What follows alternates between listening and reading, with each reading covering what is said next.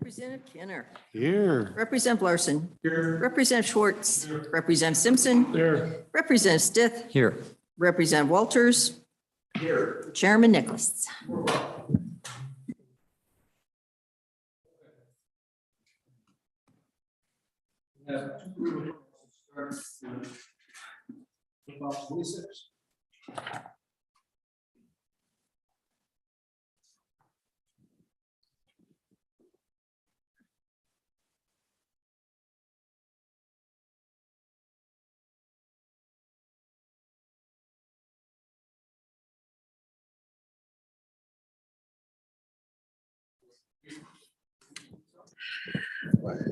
Good afternoon, Mr. Chairman, members of the committee. My name is Elisa Butler. I'm the State Court Administrator at the Wyoming Supreme Court. So Senate File 26, just to give you a quick background on this bill. What this bill does is it authorizes 3 new judge positions throughout the state. They are located in 3 different judicial districts. So one of them is located in the 3rd Judicial District, which covers Sweetwater, Uinta, and Lincoln counties.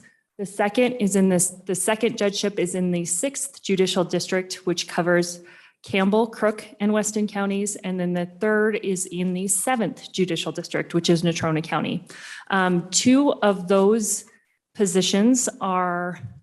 judgeships currently have a place to house a judge. And so there is an appropriation for the judge in both the 3rd and the 7th Judicial District. In the 6th Judicial District, it's my understanding that they are currently working on quarters for a new judge up in Campbell County. And so that one is not yet ready for a judge to be housed there. So they are working through that. And what you will see in the bill is there's a certification process for that judgeship in the 6th for you to appropriate money. So what will happen is once the building is ready to house that new judge, the Chief Justice will certify that there are quarters available for that judge. And then once you get that certification, we will be coming back to you and asking for an appropriation for that 4th judge in this 6th Judicial District.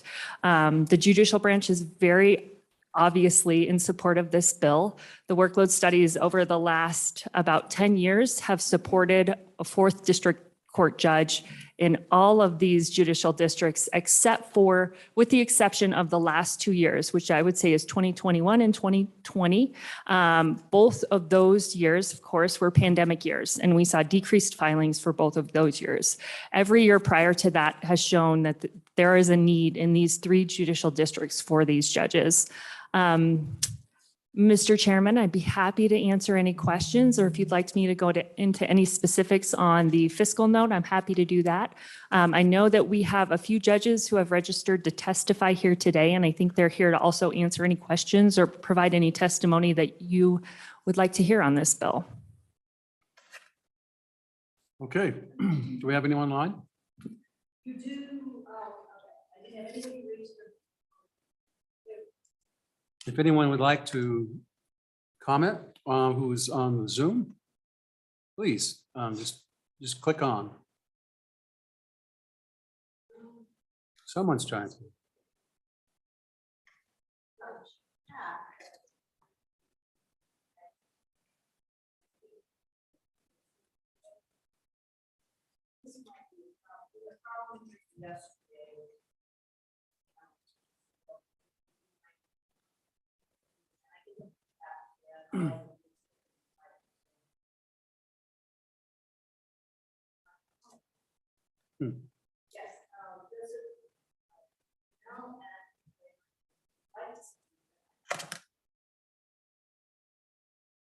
Oh, that's too bad.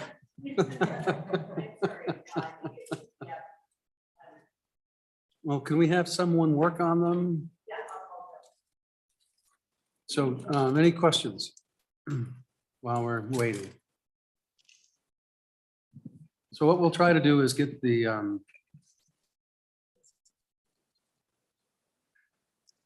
Mr. Chairman. Go ahead.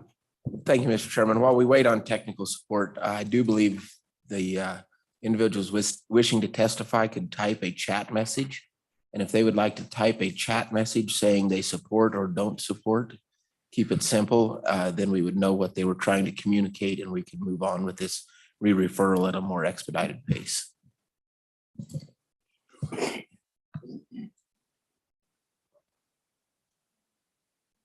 Hold on, we got one real live person testify. Good afternoon, Welcome, Mr. Beth. Chairman, members of the committee. My name is Beth Lance. I'm here today on behalf of the Wyoming Trial Lawyers Association. Our membership is certainly supportive of this bill. We have heard from our attorney members in these 3 specific districts that are seeking additional judges, that they are seeing very significant delays in cases in these districts. For example, one of our members in the 6th had filed a case in June of 2020, and their trial date was set for January of 2023. So we are seeing very significant delays. Similar timelines are being seen in Casper, which is the 7th Judicial District. Just a simple hearing is taking as long as 5 months to be set, and trials are taking up to 1.5 years. Similar timelines in the 3rd Judicial District, which is Judge Blumel, who I believe was seeking to speak with you today. But he is in a unique position that he's traveling between 2 different courts. And so he's doing what he can, but that road time is cutting into his time on the bench. And that too is creating significant delays. The timelines right now, even after a trial, to just get a decision or an opinion in that district is taking 6 to 18 months. And I think that we can see that those dockets are just becoming so large that it's really difficult to continue. I think that traveling back and forth that he is presently doing. So certainly our members see this as an access to justice issue, and that the case numbers that they have and what they see in the timelines really do justify and support the need for these additional judges in these 3 districts. So I would stand in support today and be happy to answer any questions. Questions for Beth? Thank you, Beth. Appreciate your comments. Thank you. So we can't read that because it's so far away. So can you read those for us? From Judge Lavery, and he is willing to answer any questions. And then Judge Blumel, they both support. Do you have any questions? Elizabeth, I do have a question on your workload studies. I take it that the way the ultimate result is if you have 3 judges and then it comes out saying you need 3.2 judges in terms of your workload. Is that, and then if you have in your particular district, is that a fair characterization? Mr. Chair, it is. So generally what the workload study does is it provides a baseline number of minutes, what we call the judge year in minutes. And that is how many minutes there are available in a year for a specific judge. And that judge year is consistent for all of the district court judges throughout the state. And so what we do with the workload study is each kind of case is allotted a certain number of minutes. So it takes, 300 minutes to dispose of a general civil case. That is not accurate. I don't have the workload study right in front of me, but that's an example. And so what we do is every year we count the number of filings of those specific kinds of cases in each one of those courts.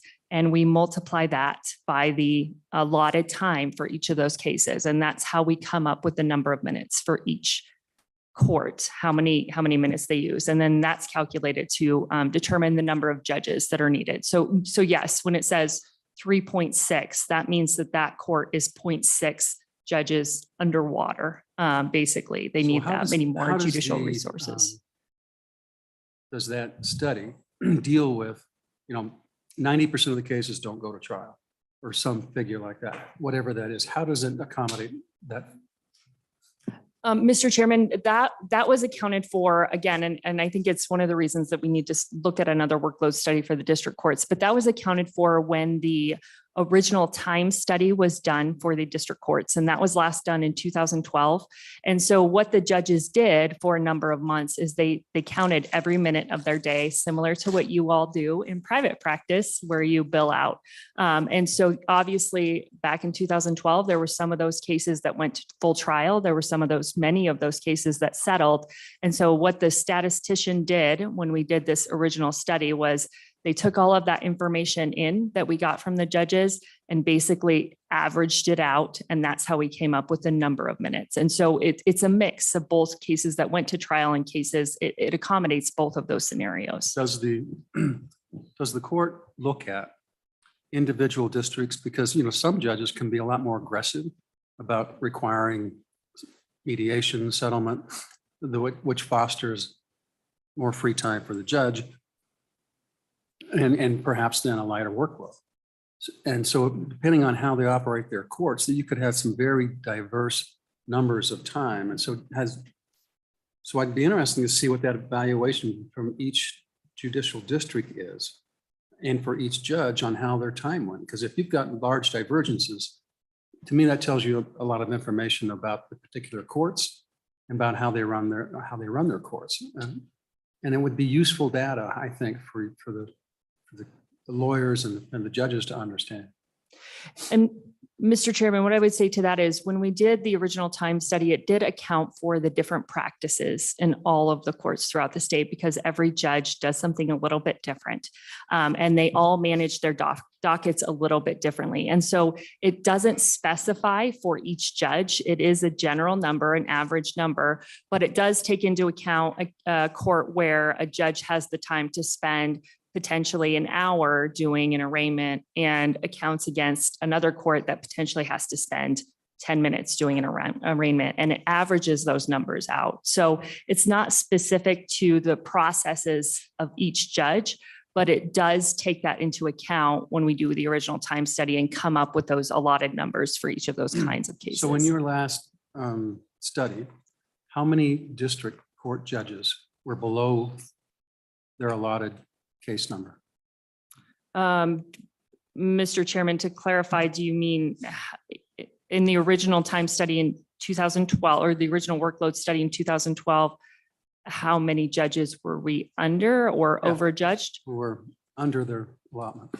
So it would take me a minute to tell you each of the judges, but what I can tell you that is in 2012, which is the first workload study after we did that last time study, we actually were in need of 5.8 judges according to that workload study. Since that time, we've gotten one additional judge, which was in Laramie County.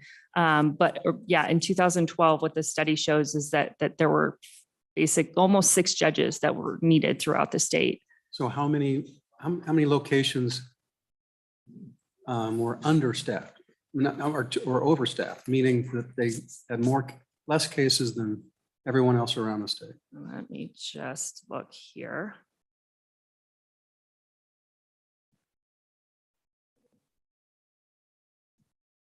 I don't.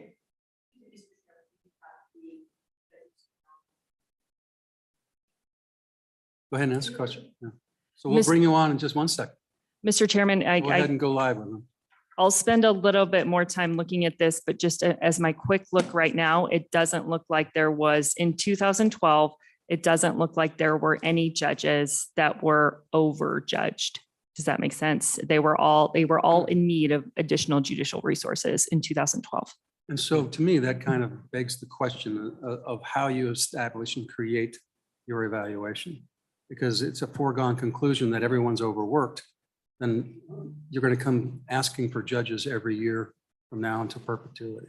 So that's why, how you set up your evaluation, I think, is very important, and figuring out ways to, every court should be given a allotted time for an arraignment. It shouldn't take an hour because they're very simple. If you go to other states, they run them through literally like beans. Just because they have so much. And also, I think you have to have comparison to other states of similar size and what those work caseload studies are.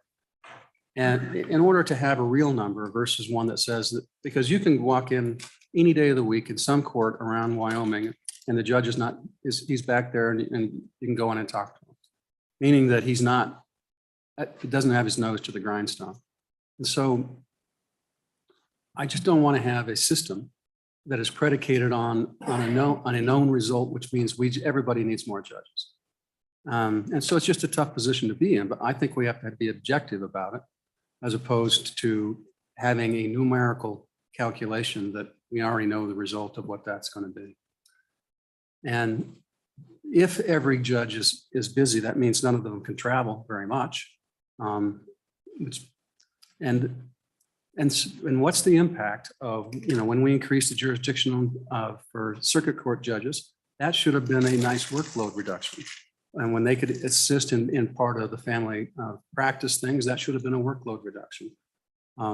Have we measured any of the impacts of that, and how's that modified their workloads or improved or helped their ability to be timely in their court? Mr. Chairman, I believe we did do a new time study when the circuit court judges got an increase in their jurisdiction. I can't be absolutely sure, but I believe we did. So I think that has been accounted for.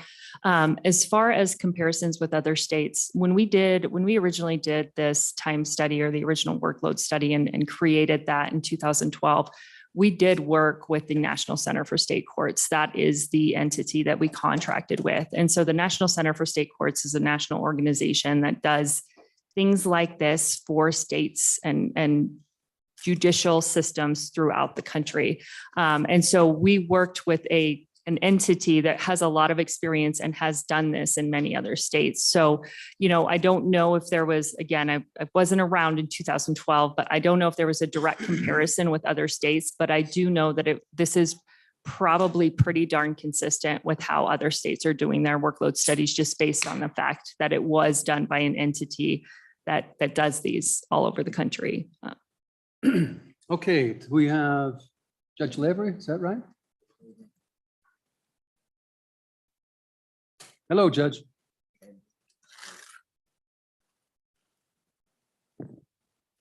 Is he trying to speak? Judge Blumel and Judge Lavery. What? you Are they both in? Yeah, they're both in. They're both on. They just need, Hear me? there we Judge go. Blumel, if you There can we hear go. us, reply. I can't see you. This is Judge Lavery. I'm Judge on. Lavery looks like coming up. And Mr. Chairman, this is Judge Blumel. I'm on also. We can't hear you, Joe. I'll try to speak up a little louder. Are you muted? now?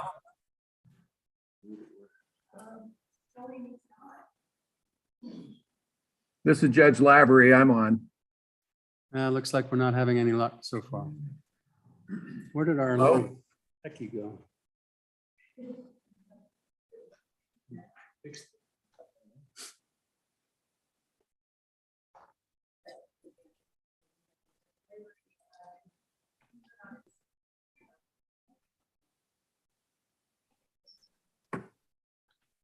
It looks like we're getting no audio.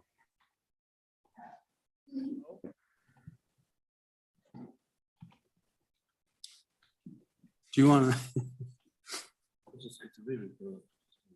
Yeah. Okay. Any other public testimony here besides the two?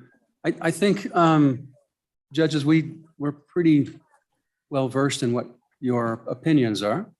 And so if we can get this thing going between now and when we leave, or even this evening, we'll try to hook back up with you, or if we can move upstairs, just to make sure we have your comments.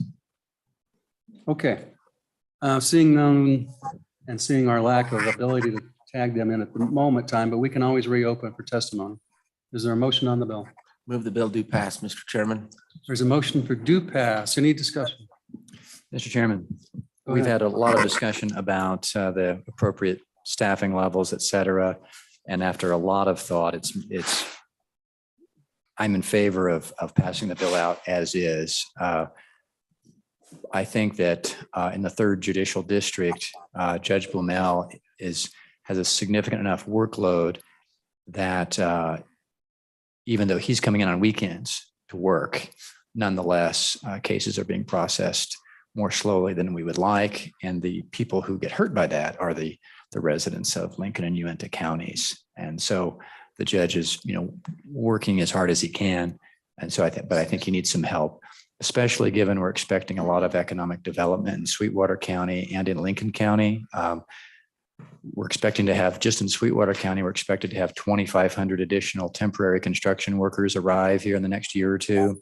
Lincoln County is looking at a similar kind of influx in connection with the Natrium power plant. So I think it's prudent to go ahead and fully fund both positions, including the one for the 3rd Judicial District. Further discussion? Mr.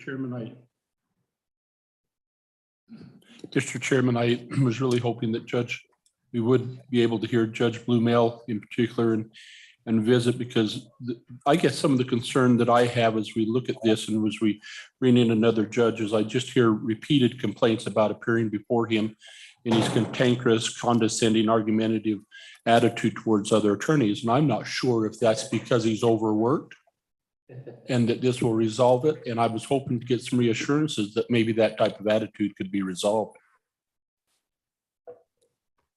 Further comments? Okay, seeing none. Roll call.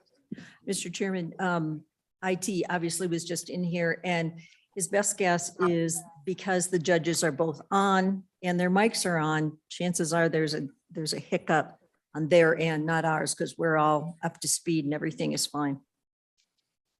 That helps a lot. I know, I'm sorry. But that's the update. All right, Representative Kinner, Aye. Representative Larson, No. Representative Schwartz, Representative Simpson, Aye. Representative Stith, Aye. Representative Walters, Chairman Nicholas. Nope. So that will pass.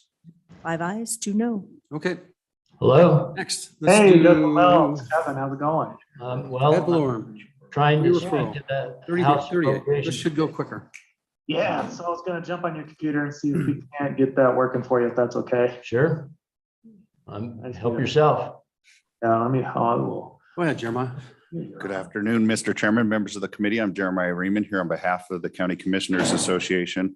Mr. Chairman, I've provided you all a spreadsheet that I'd like to go through. I'm going to focus entirely on the appropriation, but if there are any questions about other parts of the mechanics of the bill, I'm happy to do that. Just tell us what it does, real simple. What's that? Just tell us what it does, very simple.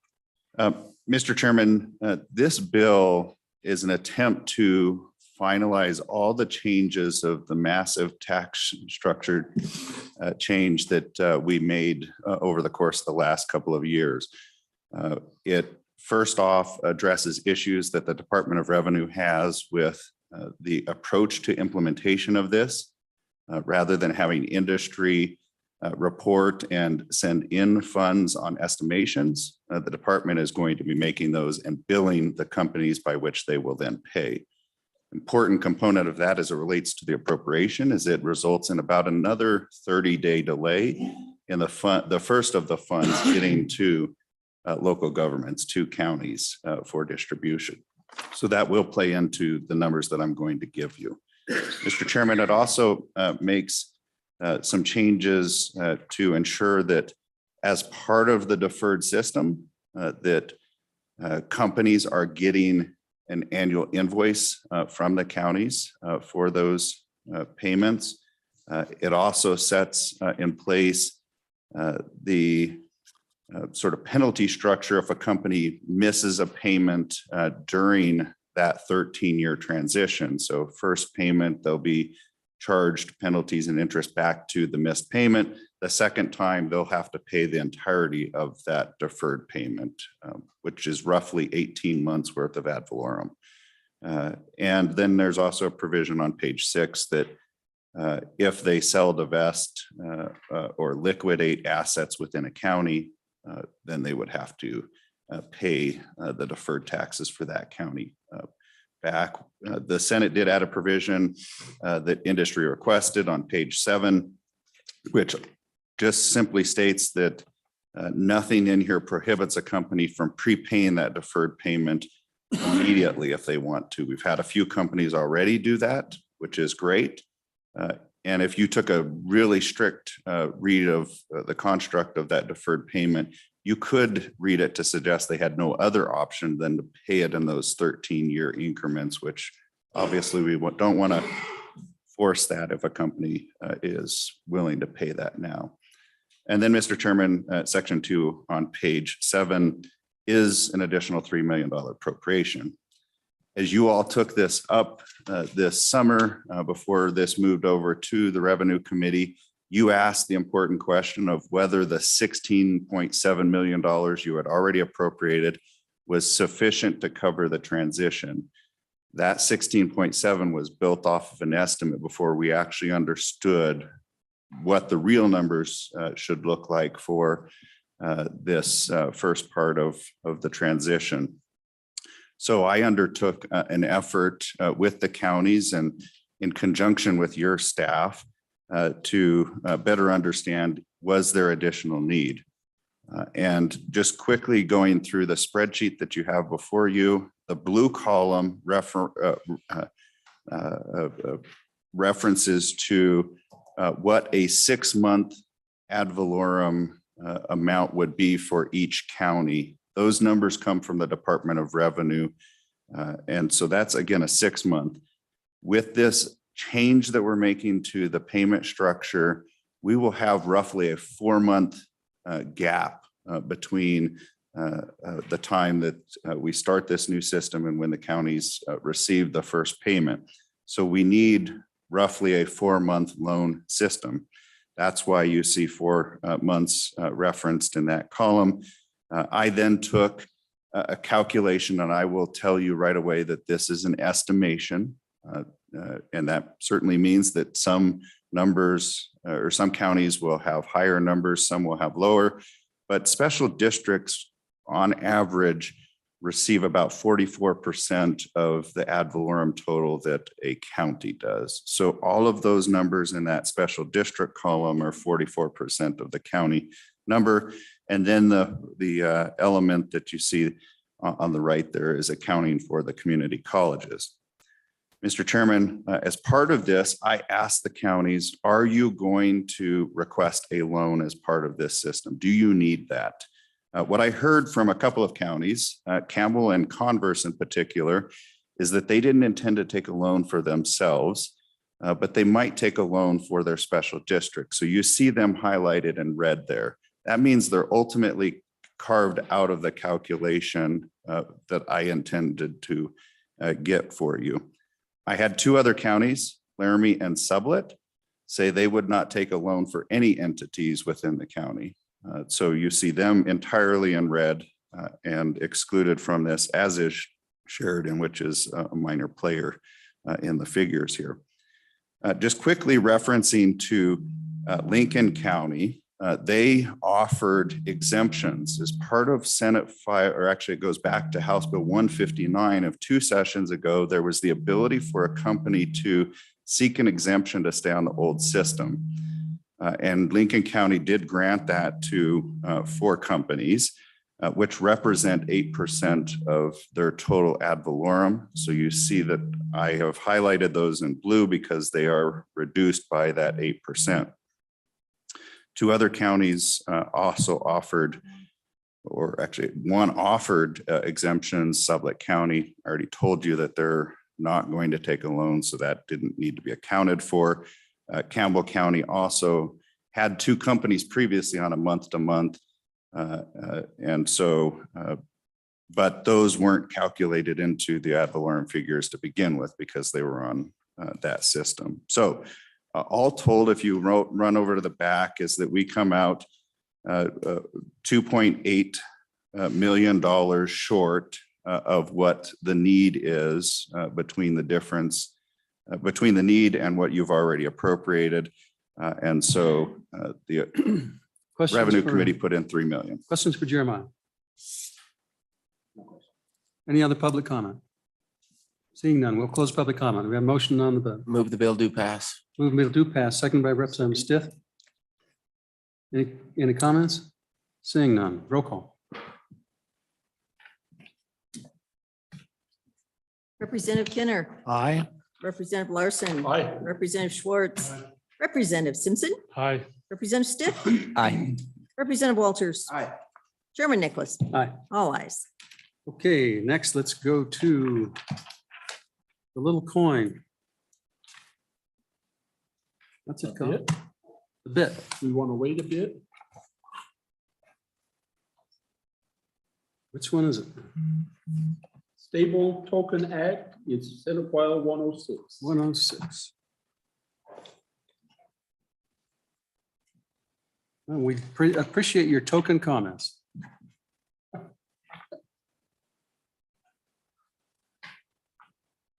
Go ahead, Patrick.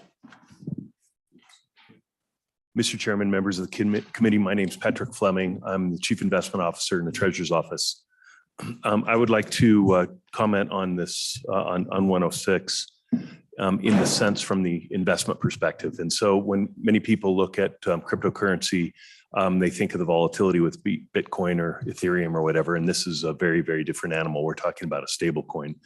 To be able to transact on the blockchain, you have to have a cryptocurrency. And the issue right now is that if you are entering into a smart contract or something in a longer term nature, most of the typical cryptocurrencies that you read about every day, a Bitcoin or what have you, the volatility is too great to enter into a 3-month contract. If you're a country that is delivering goods into the United States and you would then have a letter of credit per se, in the normal sense of the business world, how it is transacted today, it is a fine. But with a smart contract, if you're entering into this with a Bitcoin, you have last 3 days, Bitcoin had a 17% move. You would not be able to transact onto that and enter stable coins. And this is the part that we find so interesting is the stable coins have grown dramatically, but because this will be the type of the currency that would be used on the blockchain. So that what we find so interesting in this bill is that the ability for the state to make money. So if you look at it right now, it takes us 1 day to settle a treasury, 2 days to settle an equity or corporate bond. It costs anywhere from 3 to 5 cents to send a MoneyGram to another country. It costs that letter of credit would be about 75 basis points, 3/4% for a bank to insure a letter of credit. So the cost is very expensive and the time is prohibitive. This would happen instantaneously, not per second, but within 15 seconds or whatever these transactions could be accomplished. And the thought is this is where the future is going. You can see just by the numbers, the amount of stable coins has increased from over 200 million to 183 billion as of today. What this bill is proposing is that Wyoming would enter into a stable token. So what we would do is we would issue a Wyoming stable token for $1. So they give us $1. You would get a stable token. This would then enable these companies to transact on the blockchain. To me, in the 40 years that I've been doing this, I have never seen the possibility of such a one-sided return, risk-adjusted return, if you will. The cost for setting this up would be de minimis, and yet the potential for profit is quite large. So as an example, the number 2 producer of stable coins just did a deal through a SPAC, a special purpose acquisition company that valued this company at $9 billion. And so if we're talking about if we could just get a small portion of this $183 billion, what we would do is they would give us the money. We would go out and buy US T-bills. And then when they would redeem it, we would sell the T-bill and come back. In the bill, it is explicitly written that the state of Wyoming has no risk to this. So in this sense that, pick your number, if we could get 10% at a 2% interest rate is kind of the long-term 1 year forward to 2 year rate right now is about 2%. And if you could get, 10% of this 183 billion, you're talking about the amount of money that we could get to the fund. 10%, you're talking $360 million to the state. That would be split between the permanent mineral trust fund and common school. So the lopsided nature of this, I think, is just extremely interesting. And the competition that we're facing. So what is everyone else down there? The 183 right now that is invested, they go out and they buy commercial paper, they buy loans. Who knows? There's no known value for what they're buying. And so these companies that are worth billions and billions of dollars because of being a first mover, no one knows what they're buying. They tell you, yes, it's in commercial paper, it's in a loan, but there's no credit quality. So if you as a user are looking at this and saying, okay, I can either go with USDC or one of these other companies, you would look at it and say, well, I have no idea what they're doing. They tell me what the breakdown is, but what's credit quality or whatever. What stands apart is we are a state. It would be audited by the state. They know that it's only UST bills. So if you're buying a commodity, if it's just one commodity from one firm to another, and you'd say, okay, do I go to Tether or do I go to the state of Wyoming? To me, it's a no-brainer because you're saying, well, we know this one company or the state of Wyoming is vesting in UST bills. The likelihood of that money going somewhere else is very low. Well, with Tether or Binance or one of these other companies, you just don't know. So to me, there is a tremendous opportunity. I cannot quantify it, but I can just tell you from the numbers that we talk, even at 5%, that's 9 billion in if only, so it would be 90 million at a 1% yield. That would be split $90 million in 1 year. So, one of the other senators said, I'm very leery of get rich, quick schemes. It's not a scheme. It's been out there before. It's just that no state or a high quality financial institution has set this up. And so I just want to comment to all of you and on the House that's just saying from a financial perspective, we just find that this would be a very interesting opportunity for the state. Representative Schwartz. So, I don't consider this a scheme. I agree. But I'm curious, you said no other state has done it. Have other governmental entities done it? And then the follow-up question would be, if not, why not? Mr. Chairman, Representative Schwartz, yes, I know cities have done this, like the city of Miami has done this. And I know there's another entity that has done this that is not a private company, but it's really just anyone can set it up. It's just how do you then attract the money to be able to do it? So what is another company coming in going to offer that would move it from a Tether to that company, where what we're doing is vastly different. Anyone who buys this would know that it is only UST bills that we invest in, as opposed to, letters of credit or anything else. One company has already been written up because they said, oh yeah, we're buying treasuries, and this SEC, I think, fined them for not actually doing that. So to me, anyone who is actually looking at this, you're saying, here's a state and here is a company, you would do it. Now, competition wise, it's thought that the government will do this. And it's called a CBDC, a central bank digital coin. But the thought of that is that then the government could come in, like China does this or what have you, and could take your money. Truckers in Canada, there's other things that are doing that. So even if there was that kind of competition, I could still see where somebody would say, I'd rather have my money with the state of Wyoming than the US government. So will this require some level of marketing? Because right now, the only people that know are probably in this building, right? Mr. Chairman, Representative, the companies out there, Kraken, there's numerous companies that do the issuance for you on this. And Senator Rothfuss has done much of the due diligence on this and talking to him, but just the setup costs and speaking with industry professionals, that would not be problematic to have somebody to set this up. This would not be something that the treasurer's office would set up and monitor, but you have a third-party entity that does all the buying and selling. We would then be responsible for buying the treasury bills in response to this, the demand. So is there a prospectus of what it costs to do this or who that third party is?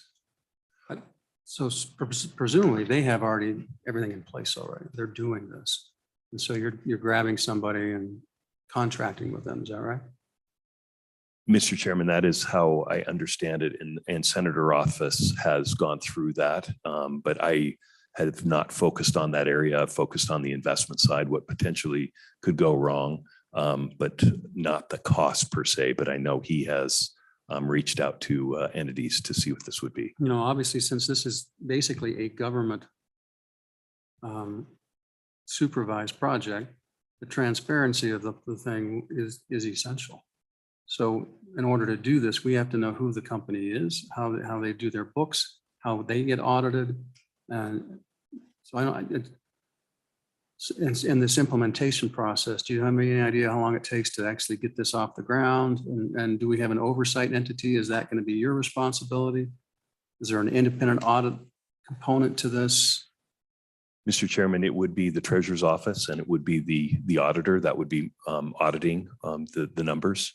The implementation as it stands now is that it gives us a free out, that if we are not able to do this by the end of the year of December, that by November 1st, the treasurer's office would then say, we're not able to do this because of these reasons, and therefore we will not be issuing these tokens by this time. Further questions? Mr. Chairman, I do have one question. So if we did want to have more oversight, would there be any amendment to this bill that you would suggest, or do you think the oversight's sufficient as presented?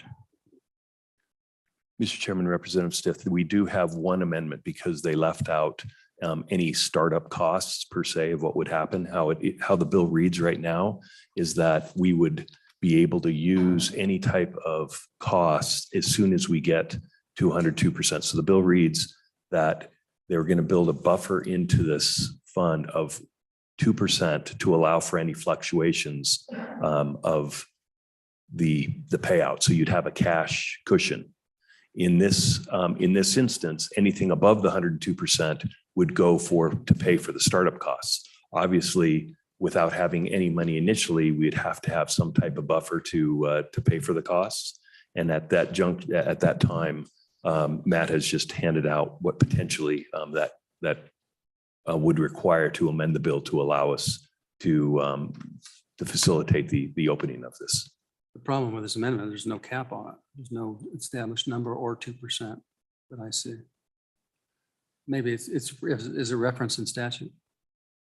Mr. Chairman, in the bill, it talks about the 102%, and then anything above the 102% would be paying for the fees for this. And we brought this up to the writers and explained that to them, and they said they thought it would be better to try and mend it over here to put something in to allow that. Yeah. Since that is your expertise. Mr. Chairman, I might add, Chairman, members of the committee, Matt Saget, Treasurer's Office. There are a couple reporting requirements in the bill. On page 5, we shall report annually. And as Mr. Fleming was noting towards the end of the bill, section 3 is so we're really trying to identify, do the work, do the legwork to get this set up. And if we can get this, then we have a report to you due by November 1, basically saying we can go, or if there are issues, Mr. Fleming said the US government, could come in and put us up to this or other things. So there are a couple reporting requirements in terms of a cap, Mr. Chairman. Yeah, this we put together fairly quickly. If you wanted to say up to 100,000 or something, that would be fine. I think that the main point here with this language is we don't have authorization to expend funds on this new program until we reach 102%, which, as Patrick was saying, might be a year and a half, 2 years. So we don't have any funding to kind of get this rolling. You know, this could include contracts, consultants, working with, you know, some of the companies that know this, you know, more in depth. I don't envision it being a lot. And I think between the staff in the treasurer's office and, you know, the knowledge, you know, in the area that is involved in this, it would be relatively low, but What do you envision the startup time would be based upon the folks that have presented this? Mr. Chairman, in my conversations, that these companies that have started, that have worked with all of the other companies, it was a short order, and that's why Senator Rothfuss put it in by the end of the year, that he felt that that would be more than enough time to start this up. The other one that I just want to comment on, the cost of this company doing the startup costs and so forth is borne by the purchaser. So if I am buying the coin for $1 or what have you, I have to pay like $1.01. It's not that much, but $1.01 for the dollar coin. So that's the one point, that any of these costs are borne by the purchaser, not the issuer. So if you hold the treasuries, is that right? Do you hold the treasuries? That is correct. And if you hold, if you, the treasurer, through your investment, are buying the token, there's maybe a little inherent conflict in that. I mean, do you anticipate buying tokens as part of your investment portfolio? Mr. Chairman, we do not. And that is another point, just with Bitcoin and these other areas, when you cannot determine the intrinsic value on something, that is the reason why that we would not look at it, and what the Investment Funds Committee has said. But this is not, a stable coin by definition is stable. It is highly unlikely for this coin to change other than $1. It is a digital currency, if you will. So it's not thought, there wouldn't be an instance where I could see anyone buying the coin for an investment. It is purely for a transaction. So it's tied to the dollar. It is tied 100% to US Treasury bills, one for one. $1 equals one coin. The only thing that I could think of in speaking with the senator was what would happen with negative interest rates, that if you are paying for that money. And so they inserted a phrase in there that if the value of the fund ever dropped below a 1 for 1, then they would only get the value of the fund. So that would be the only reason why you would not have $1, one token, where all of the other competitors or other institutions that are doing this are buying all kinds of different things. You have no idea what that value would be. And there's no way to audit or what have you, where these would be audited just like the state's $25 billion funds. Mr. Chairman, Mr. Fleming, do we know if this is constitutional? That is, states aren't allowed to issue their own currency, right? So any thoughts on Mr. Chairman, Representative Stith, yes, that the reason that this is a stable token and not a stable coin is the current Constitution does not allow the state to issue a coin or a currency. And so this is not a coin or a currency. It is a digital representation of the US dollar. And also, just to answer your question, I failed to answer when you said the monitoring part of that. That would be up to you if you, as the legislature, would deem to do that differently. We have no view on that one. Other questions? Any other public comment? Please come on up, introduce yourself.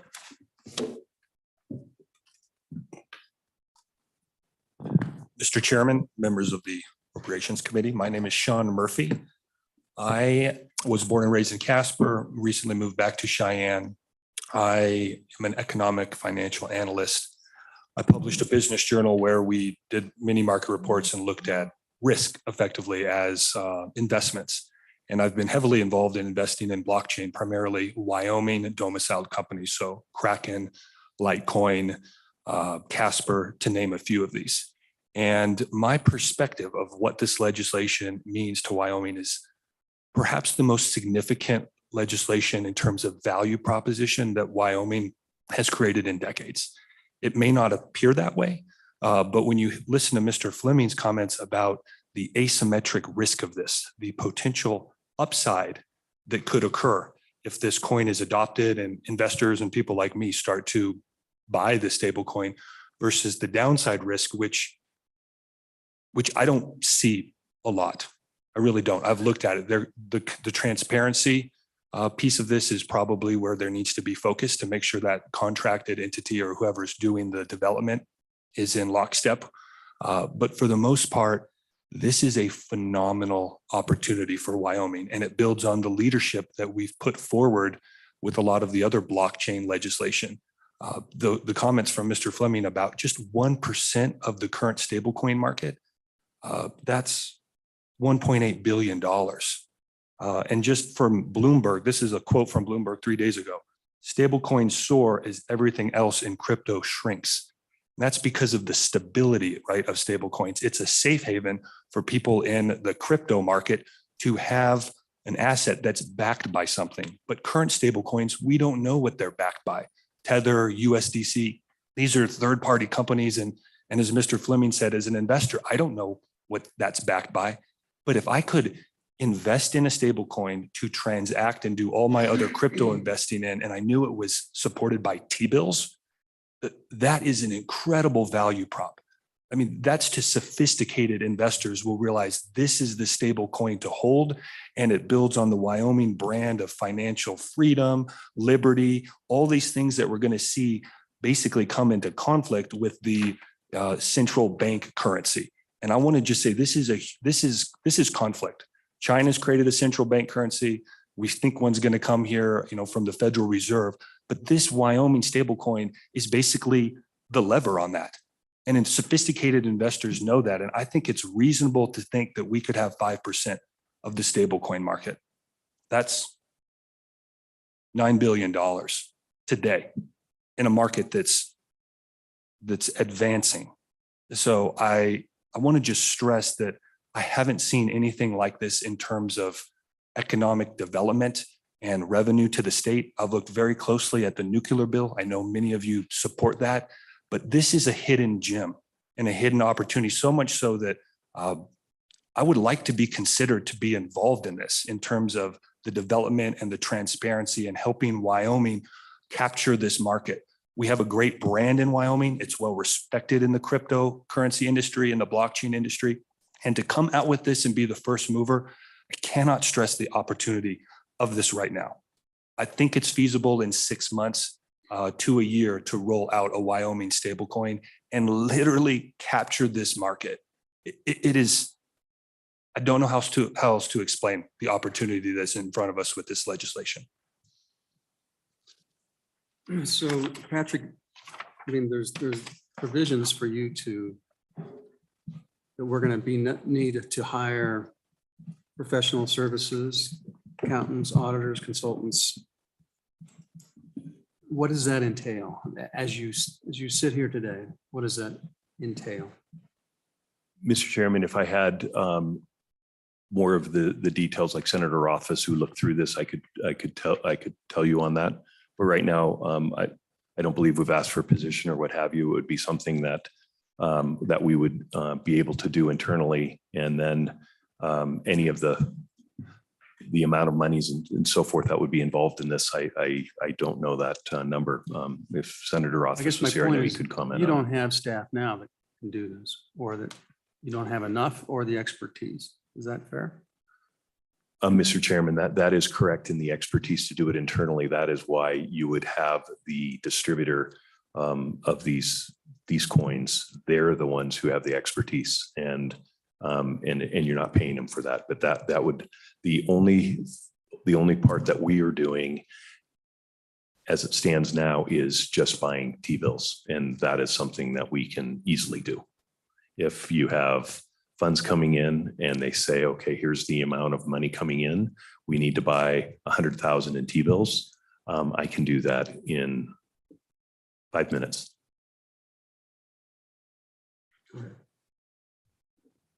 Thank you, Mr. Chairman.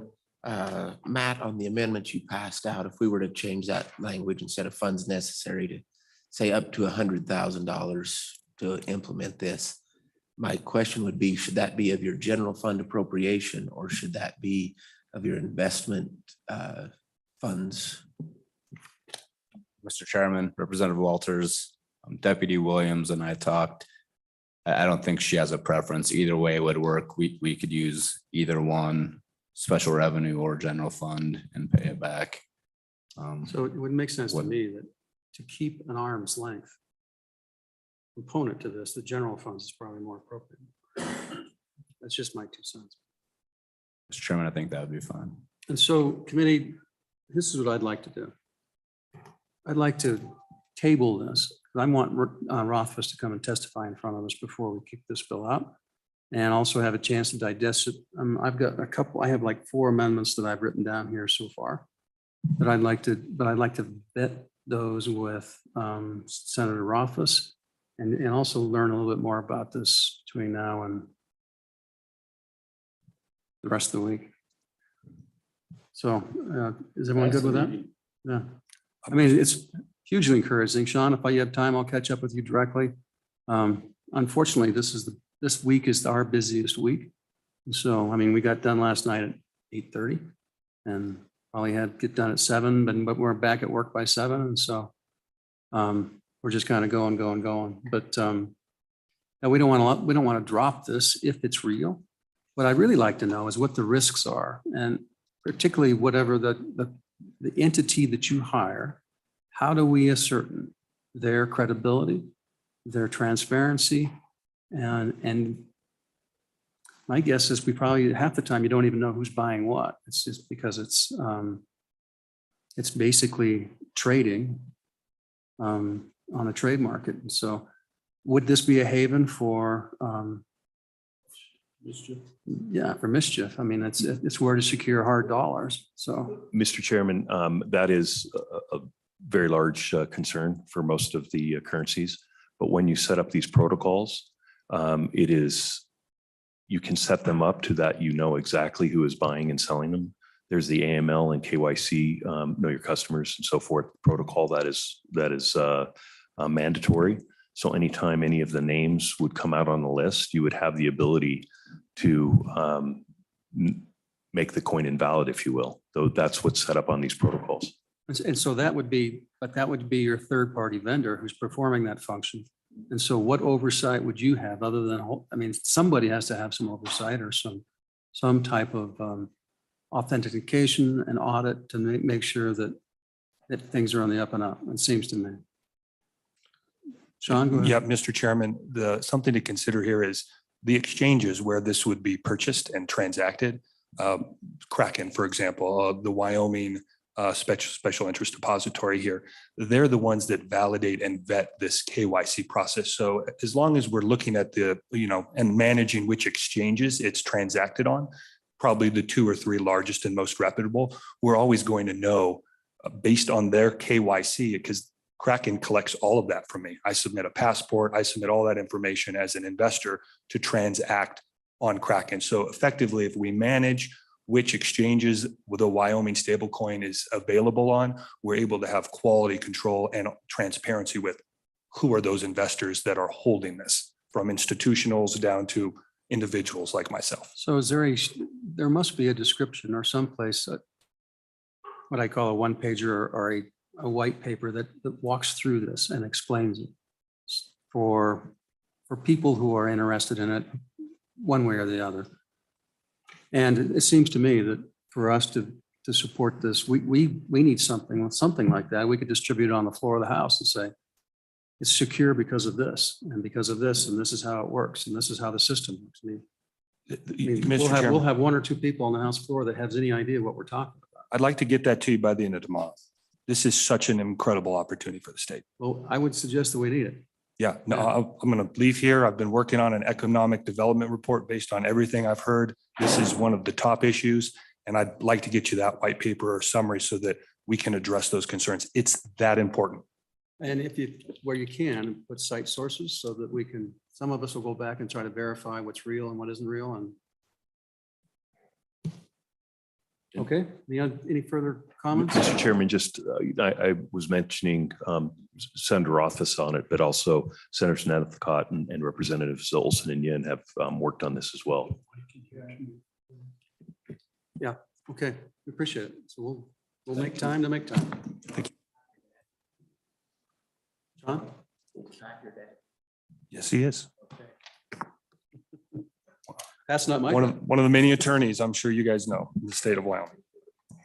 Okay, let's do the large project, and that'll probably be the last one we're gonna get to.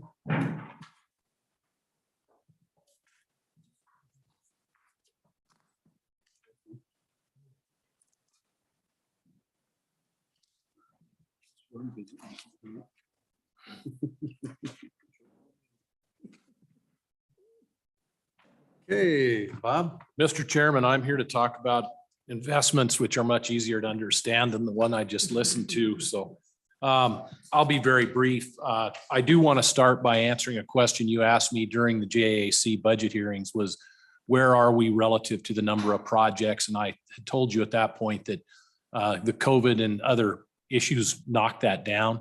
We just are now at the point where we're taking applications for the spring. And we're up 33% over last year. So applications for about $3.2 million that will generate directly $17.5 million in projects on the ground. So good news, and I just wanted to share that. Relative to the bill at hand, it's very straightforward. We have 5 large projects this year. The majority of those are projects that we have already been working on. You're familiar with them, Representative Larson, South Pass. We did that on a cold winter day, if you'll recall. There's adding more money to that one. Northeast Forest Health, very similar. It's a forest health project. It will feed into assisting our timber industry in the Black Hills, which is, as you know, a high priority for the state. That one will probably be an ongoing project. The KC to Buffalo wildlife fencing. This completes that project. It will now start construction this year and should be completed probably by this fall. That's a project that this is phase 2 of that. Killdeer Wetlands in Green River is a project that we undertook about a decade ago. Found as they looked at that the construction on that was not done correctly. So it's a retrofit. The town of Green River came, Representative Stith, you'll recall, and said, we're going to tear it out. And I said, well, maybe you aren't. You'll have to pay us back if you do that. And so we went out and did a pretty in-depth site visit there, and the retrofit will actually make the project work correctly. This one has already been matched by the private sector for more than we would have in it.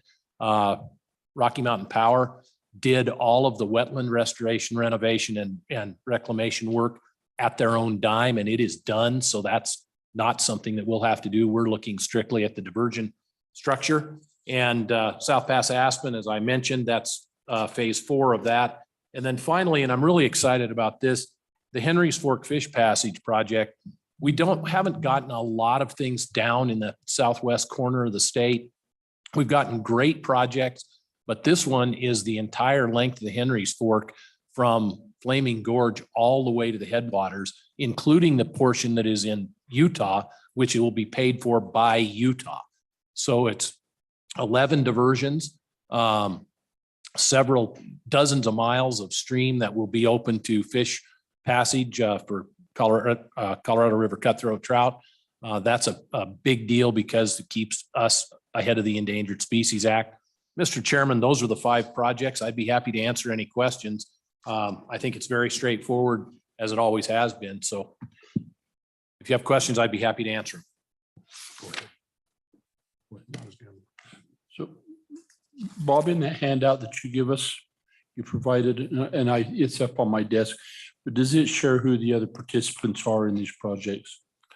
Mr. Chairman, yes, it does, and I'd be happy to do it right now. I know you've got piles of paper there, but No, Yes. I can get it read. I was just curious because we'll probably be asked that on the floor. And Mr. Chairman, Representative Larson, I will get back to you because generally all we list on the handout is who the sponsor is. As an example, of Henry's Fork, the sponsor is Trout Unlimited. The partners, though, are the Uinta Conservation District, Fish and Wildlife Service. All of the 11 ranchers or diversions are private landowners. They all have skin in the game as well. So I will get you that. If we could get that, that would just be a handy resource as we have the conversation on the floor, because we talk about the leveraging that we do here to point out, we do have the sponsor on the bill, but the other stakeholders participating would be helpful. Be happy Please. to get that to you. sir. Thank you, Mr. Chairman. And just remind me, Bob, because I haven't looked at this in a year and have forgotten. And I'll just pick one of the projects, the KC Buffalo one. It's on page 4 and 5. And in subsection 5, it says the project grant, the board is authorized to grant up to 1.3 million. And then in the subsection 6, there's an appropriation of 500,000. Please remind me the functionality of how that all works. Mr. Chairman, Representative Walters, I apologize. I normally do that just in presenting the bill, and I, in the interest of time, I didn't. But any project that we have in multiple phases, what we've done, this is just the way it was set up back in 05 when we started. The first number is the total amount of money that we have in it. So last year in the large project bill, you allocated, I believe, 885,000. That's from memory. It may be wrong. 885,000 for that project. This one adds another 500. So the total number would be 1.385 or something along those lines. And then the appropriation is what we are appropriating this time. So who's presented I'm this not- in the past on the floor? Jerry Paxton. So do we anticipate, will Jerry be presenting this? Do we know? I assume so, Mr. Chairman. I assume he will. He is the co-chair of the select committee, the sponsor. So, Mr. Chairman, Go ahead. follow up on that question I was just asking. I may have confused myself now. So just picking that same project for illustrative purposes, the 1.3 million in section 5 does not count the 500,000 in section 6. Mr. Or Chair, it does include. Mr. Chairman, Representative Walters, it does count the 500. The 500 goes into the total, and the other is last year's appropriation. If you look at South Pass Aspen, it's the same thing. This is the 4th phase. And so you'll see that it's 300 this time, but it's all of the others add up. With Liberty, Mr. Chairman, the reason that we do that is so that you can see that we don't hide projects. We've always been very, very strict with ourselves. If a project comes in at 180,000 one year, and everybody tried to do this with us and we said no. And then the next year they come in and they say, now I want 150. So I'm under that cap. We don't do that. It's cumulative. So the minute they hit 200, we make it a large project. And then a weird glitch in the way the statute is written, any subsequent addition of only 100 comes back as a large project. And we may want to look at that in the future, but that's why, is so it transparency, so you can see that it is an ongoing long-term project. Go ahead. And so on the Aspen project, page 8, the total project to date has been at 2.5 million, of which we have committed 995,000, of which 300,000 will be appropriated this year. Mr. Chairman, Representative Larson, that is correct. Further questions? Makes sense. Go ahead. Thank you. So all these years I've been fishing the Henry's Fork. I was actually in Southwest Wyoming and didn't know it. Mr. Chairman, Representative Schwartz, I think you were probably fishing without a license in Utah most of the time you were there. Okay. Any other public comment? Close public comment. Okay, go quick. All right.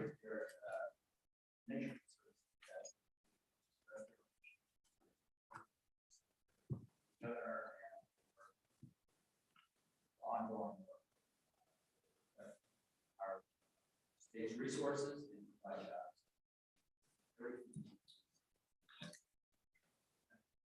Thanks. Thanks, Rich. Okay. Mr. Chairman, thank you all for your support and Thanks, Bob. and the continued work that you do. Okay, we'll close public comment. I have a motion on the bill. Chairman, move the bill. Moved by Representative Kenner, seconded by Representative Larson. Any more further discussion? Roll call. Representative Kinner. Aye. Oops, wait a minute. Representative Larson. Representative Schwartz. Representative Simpson, left an aye vote. Representative Stith. Aye. Representative Walters. Aye. Chairman Nicholas. Aye. All ayes. All right, with that, we will stand in recess. Do you want to continue this on this afternoon and do any more bills or just do it tomorrow morning? At your pleasure. We have the room at noon tomorrow if you want to go back to JAC. So I'm inclined to just move till tomorrow. It may be, and I'll talk, if we get through the bills, I think